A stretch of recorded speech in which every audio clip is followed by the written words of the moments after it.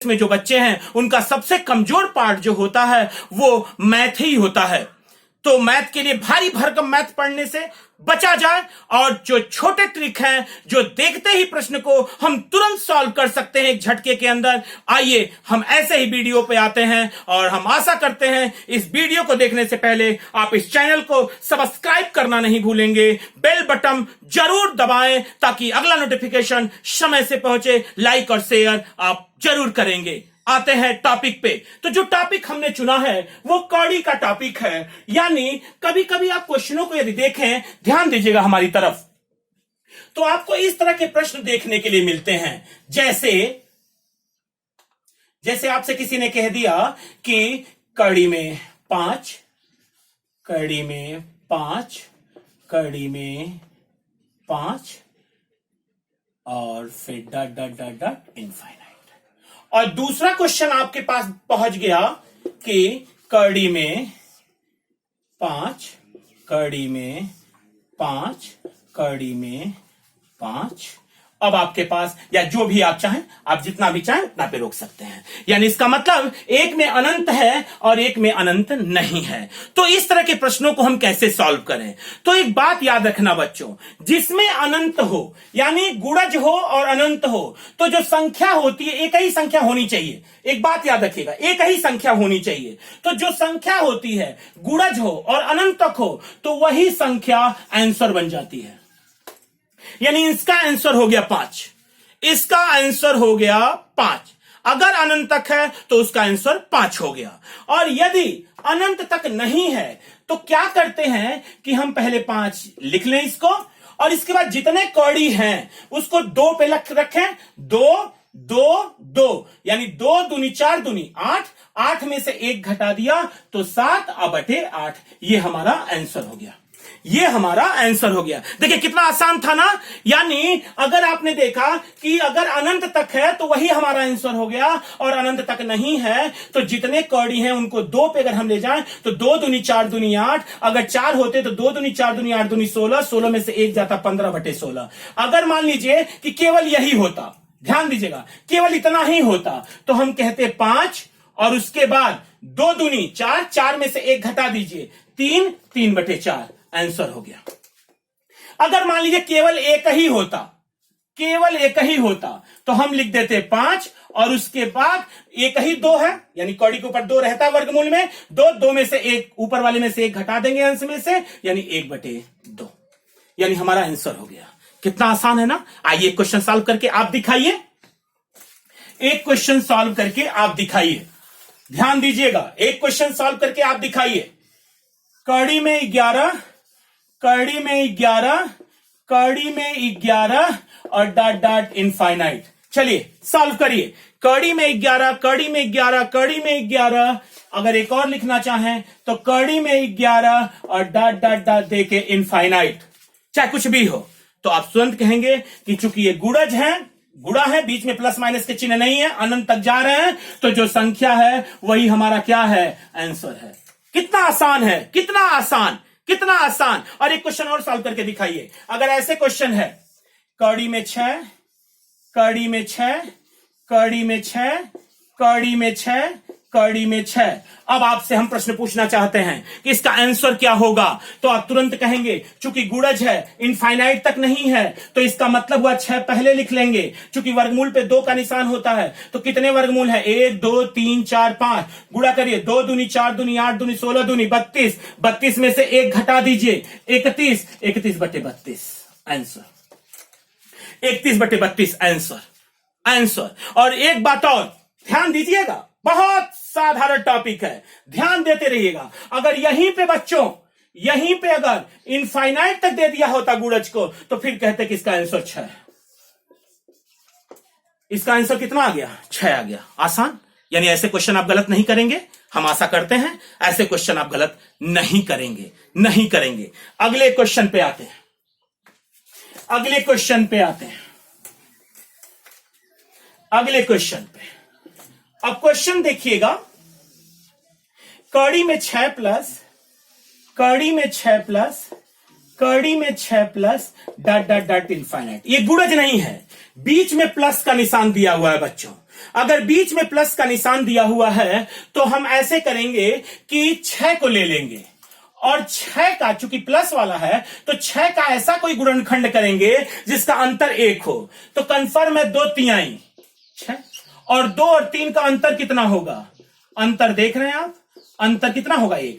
ऐसा याद रखिएगा, जो संख्या होगी उसका ऐसा गुणनखंड करेंगे जिसका अंतर 1 हो। तो 6 है तो 6 का गुणनखंड होगा 2 गुणे 3। तो कंफर्म है 2 और 3, 3 और 2 का अंतर कितना है? 1 का। अगर प्लस है तो जो बड़ा वाला होगा वही हमारा आंसर होगा, यानी जो आंसर है वो 3 है। वो आंसर कितना है? 3 है। आंसर 3 है। अगर प्लस है 6, अगर गुणज नहीं है, प्लस प्लस प्लस दिया हुआ है, तो 6 का ऐसा गुणनखंड करेंगे जिसका अंतर 1 हो।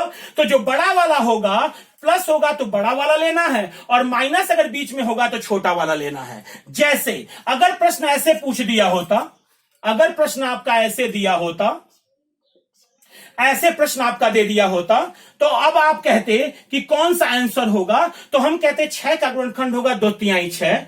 चूंकि अंतर दोनों का 1 है इसलिए गुणनखंड सही है। अतः अब चूंकि बीच में माइनस है तो छोटा वाला आंसर होगा। कौन सा आंसर होगा? छोटा वाला आंसर होगा, यानी आंसर हो गया 2। आंसर आपका हो गया 2। देखिए कितना आसान है, झटके से क्वेश्चन देखते ही हमारा आंसर आ गया, क्वेश्चन देखते ही आंसर हो गया। जैसे एक और हम आपको दे रहे हैं, ये क्वेश्चन आप करेंगे, ये क्वेश्चन आप करेंगे, ये क्वेश्चन आप करेंगे। कड़ी में 20 माइनस, कड़ी में 20 माइनस, कड़ी में 20 माइनस डॉट डॉट इनफाइनाइट। तो कंफर्म है बच्चों कि बीच में कौन सी संख्या है? माइनस की। तो 20 को पहले ऐसा कोई गुणनखंड करिए जिसका अंतर 1 हो। तो 4 और 5 का अंतर कितना होगा? 1 होगा। चलो बहुत बढ़िया, 4 और 5 का अंतर 1 हो गया। अब चूंकि बीच में कौन सा चिन्ह लगा हुआ है? माइनस का, तो आंसर कौन बनेगा? छोटा वाला। अगर बीच में लगा होता प्लस तो आंसर कौन बनता? बड़ा वाला। यानी आपका माइनस लगा हुआ है, अतः इसका आंसर आपका 4 होगा।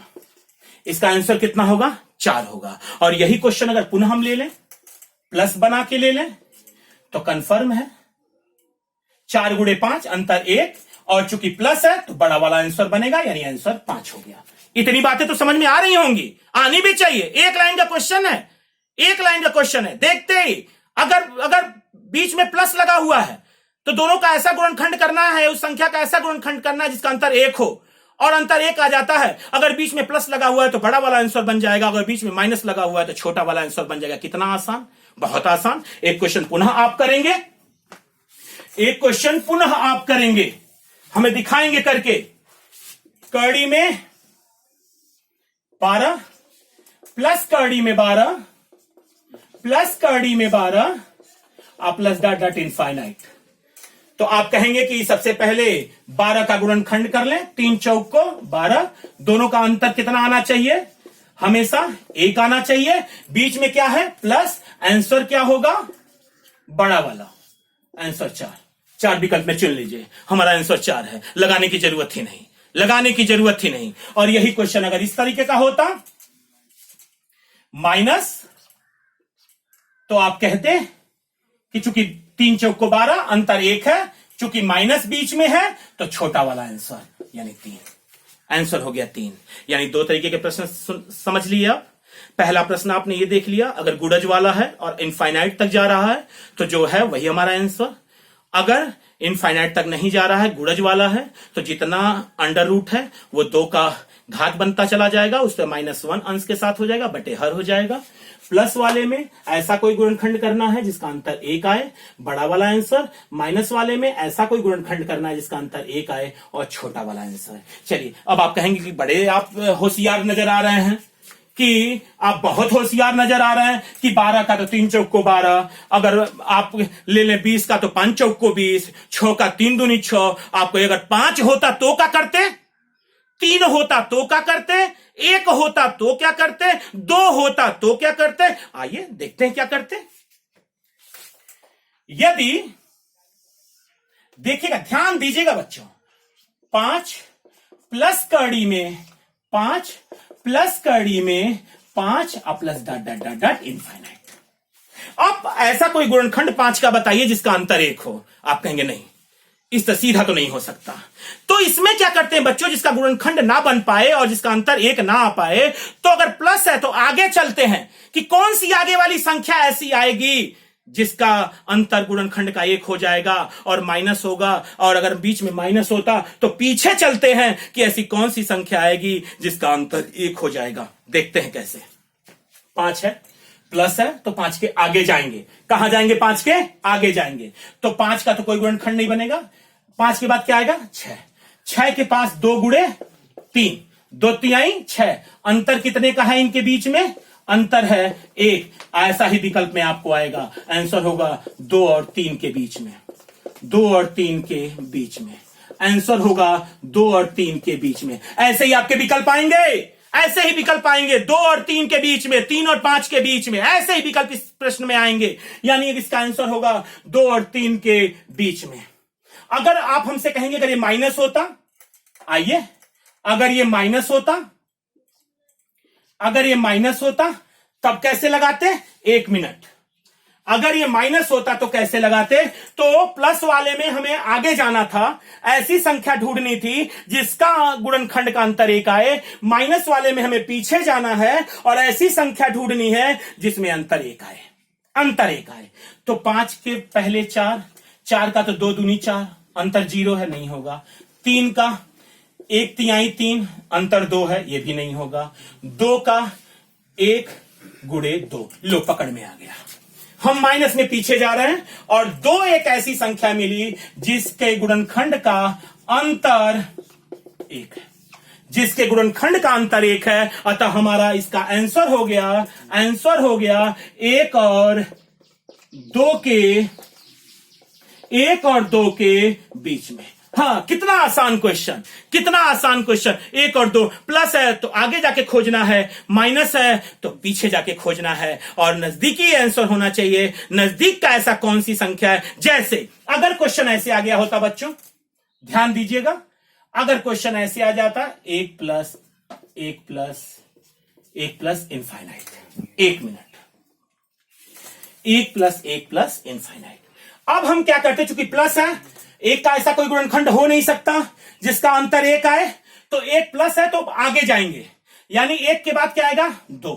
2 का गुणनखंड हम करेंगे तो 1 गुणे 2, 1 गुणे 2 यानी प्लस में जाने वाले हैं, तो 1 गुणे 2 यानी अंतर कितना हो गया? अंतर हो गया 1 का। तो आंसर कितना हो गया?